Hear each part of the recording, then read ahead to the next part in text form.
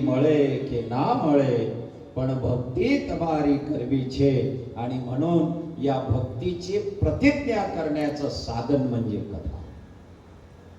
कथा का मी एवढ्यावरच बोलतोय. 7 दिवस निघून जाते कथेचा नुसता महिमा सांगितला की कथा का.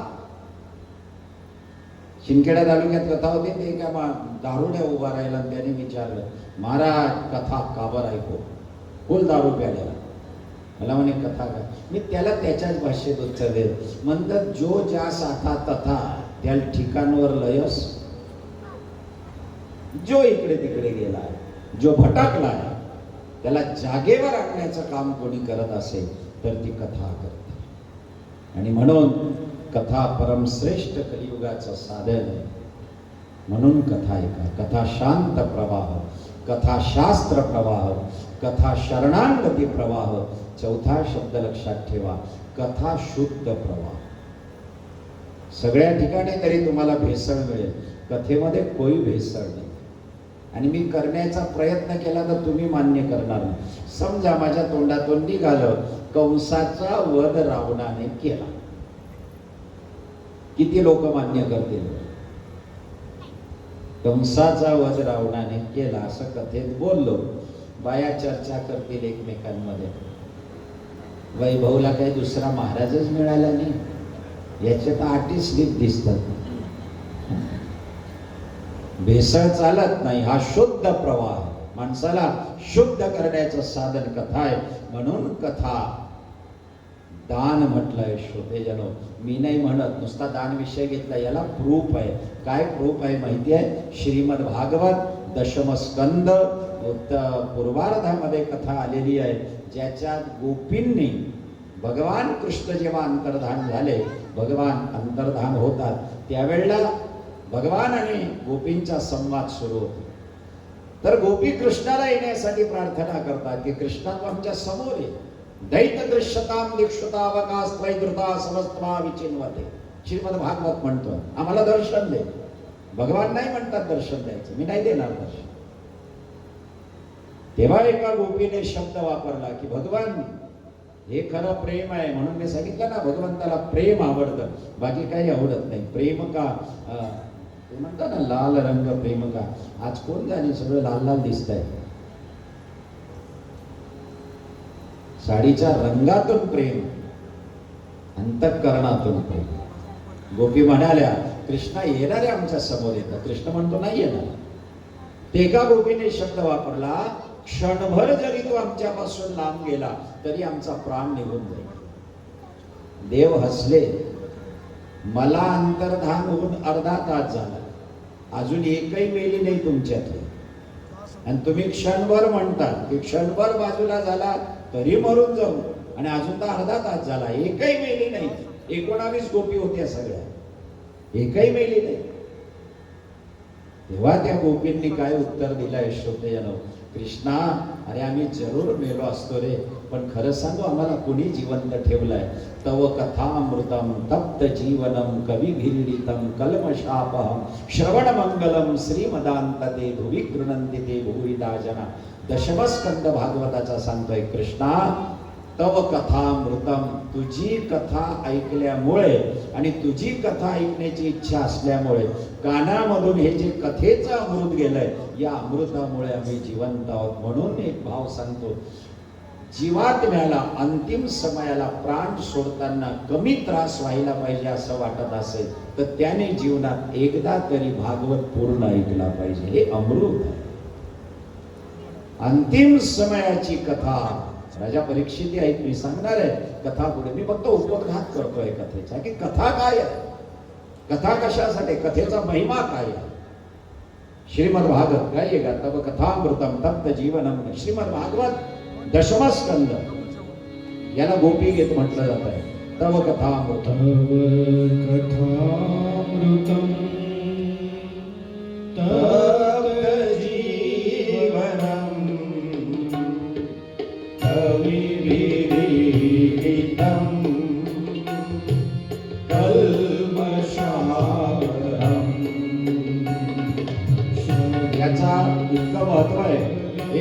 श्रीहरी कानावर गेला. भागवताचा संपूर्ण निचोड याच्यात आहे. याला आत्मा म्हणतात भागवताचा. बहुत ध्यान से और प्यार से सुनिएगा.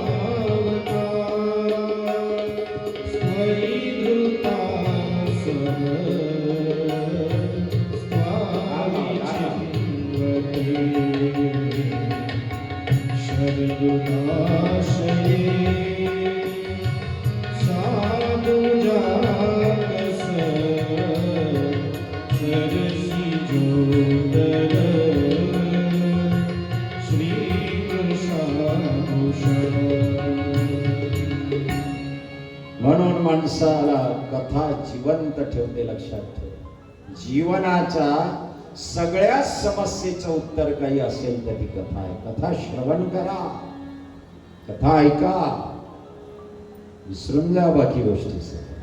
कथा क्या आहे, कथेचं प्रेम काय. आणि म्हणून ज्या वेळेला श्रोतजनो ही कथा आम्हाला दानात मिळाली असं गोपी म्हणतात, तर दानाचे काही प्रकार आहे. मी दान विषयामध्ये प्रवेश करतोय. दानाचे काही प्रकार आहे. त्याच्यातलं पहिलं दान आहे श्रद्धया दान. दान तर जरूर केलं पाहिजे, पण दानामध्ये एक श्रद्धा आहे, ज्याला श्रद्धया दान म्हणतात. महाभारतामध्ये आलेला एक श्लोक आहे. काय म्हणाल महाभारत वनपर्व कर्णस्त्वंच. कर्णाने त्वचेचं दान केलं, म्हणजे कवच कुंडला काढून दिलं. कर्णस्त्वंच शिवीर्मांसम. शिवीराजाने स्वतःच्या शरीराचं मांस काढून दिलं. जीवजीमृतवाहना ददौ दधीची. दधीची ऋषीने काय दिलंय, स्वयं अस्ति. स्वतःच्या हाडांना काढून दिलंय. नास्तदेयं महात्मना. दान करताना ज्याने श्रद्धेने स्वतःचा स्वार्थ न ठेवता ज्याने दान केलं त्याचं उदाहरण आहे. कर्णाचं उदाहरण तुम्हाला माहिती आहे की भगवान कृष्ण स्वतः दान मागायला गेले. कर्णाने स्वतःची ज्या कवच कुंडलांमुळे कर्ण अमर होता, जिवंत राहणार होता, ती सगळी काढून देऊन टाकली. याला श्रद्धया दान. दधीची ऋषी नैमिषारण्यामध्ये कथेला आम्ही गेलो होतो. दधीचे आश्रम आहे, त्या जागेवर दधीचीने गायीने चाटून ती हाडकं मोकळी केली आणि वृत्रासुराचा वध करण्यासाठी दधीचीने आपली हाडं इंद्राला वज्र बनवण्यासाठी देऊन टाकले, जिथे दधीची संपले. दान देतानाचं पहिलं दान आहे श्रद्धया दान, की ज्या दानामध्ये माझा स्वतःचा स्वार्थ नाही. मला दुसऱ्यासाठी द्यायचं, मला माझ्यासाठी काही ठेवायचं नाही. बस उसको दे ही देना. कर्णाचं उदाहरण आहे, दधीचीचं उदाहरण आहे, शिबीचं उदाहरण आहे. श्रियाळ राजा सती चांगुनाती आपुल्या सुपुत्रा छेदोनी टाकी शिजवोनी पाका अर्पी शिवाय मुखाने म्हणोनी नमः शिवाय. ज्यांनी स्वतःचा मुलगा दान केला, श्रद्धया दान. दुसरं दान आहे अश्रद्धया दान. अश्रद्धया दान म्हणजे काय? दान तर खूप दिलं जातं. याचं उदाहरण महाभारतात आहे. दुर्योधनाने केवढी मोठी पंगत दिली. कशासाठी दिली माहिती आहे? पांडवांना हिणवण्यासाठी आणि कृष्णाला स्वतःचं मोठेपण दाखवण्यासाठी. कृष्णा काय आहे दुर्योधन,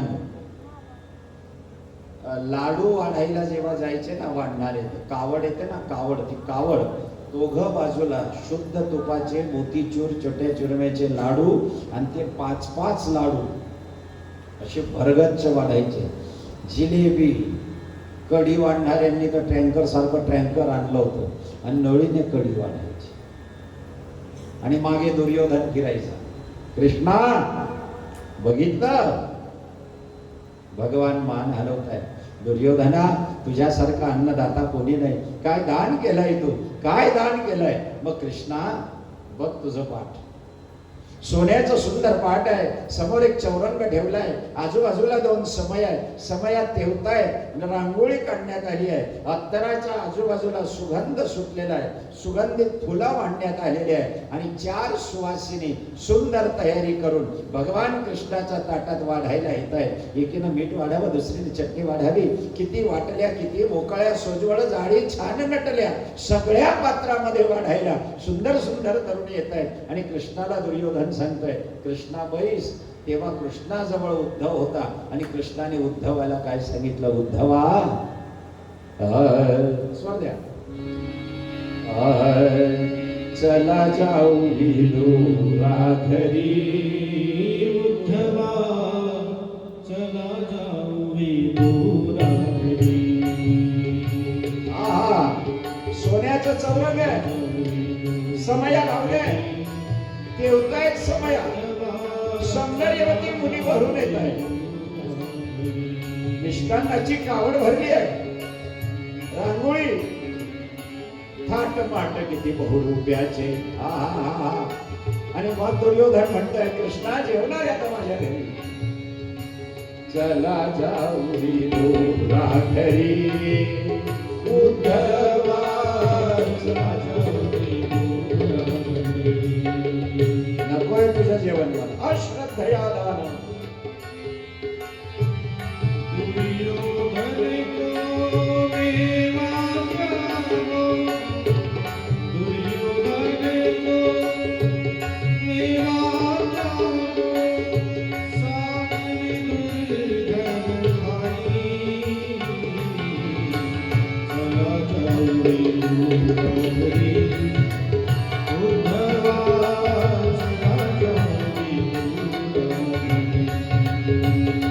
भगवान विदुराला म्हणताय, चला तुझ्या घरी.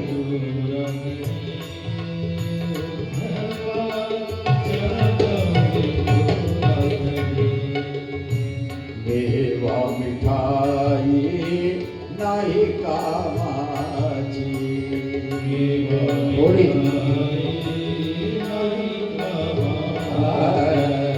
देवा मिठाई नाही कामाची.